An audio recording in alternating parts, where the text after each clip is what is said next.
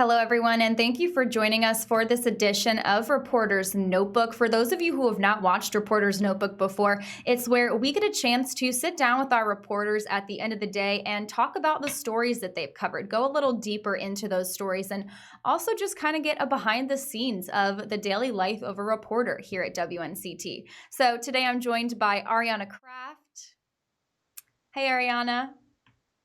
Hey. Arianna is joining us from Skype, and her story today is something that I am very interested in, actually.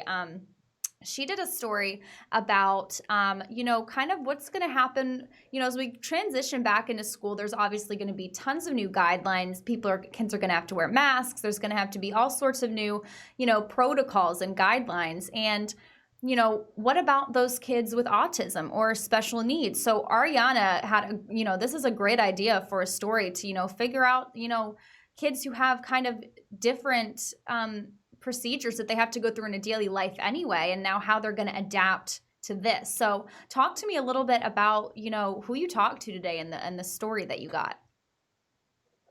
Yeah, so as you said, kids on the spectrum have unique needs. And I sat down with Kyle Robinson, who is the president of ACEs for Autism in Greenville. And the pandemic has really disrupted a lot of day-to-day activities. And that's something that children on the autism rely on. They rely on routine. So all of these changes can be a little bit overwhelming and hard to adapt. So when we're looking at returning back to school, Kyle was explaining that he really thinks that school systems need to plan strategically and have plans that are inclusive to this group of students because they do require a little bit different needs than other students. And so he emphasized the importance of having a plan and a backup plan because as we've seen in this last school year, things have had to change really fast, and to have that plan and be able to pivot will probably be the best in helping these students adjust properly and the best way that they can. Like you mentioned, with wearing PPE like masks, for a lot of children on the spectrum, they might have sensory issues. So one interesting thing that he gave a little bit of advice on, parents buying masks that might have a cartoon character or be colorful and try to help motivate their kids that way. So in this piece, we really just kind of go into some specific things that, the school year might look like for parents, having their kids maybe go to therapy and then remote learning instead of going back into school. So things like that.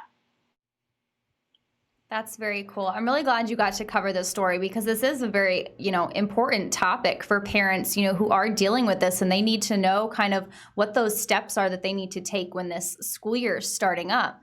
And I loved how you said that, the man that you talked to was talking about, doing sensory objects with the masks and making sure that they're trying to get the kids engaged with that, the kids with special needs engaged with those masks and having cartoons or having colorful, bright colors like that'll, it's a great idea, and having those backup plans, like you said, because things are still going to continue to change.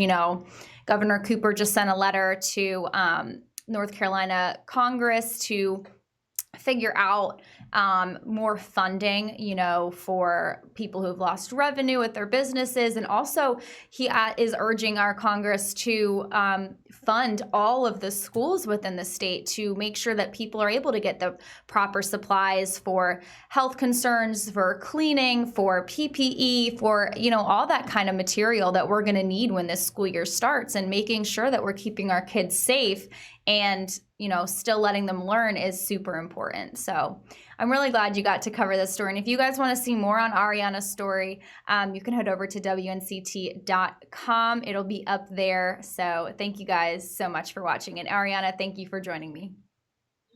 No problem.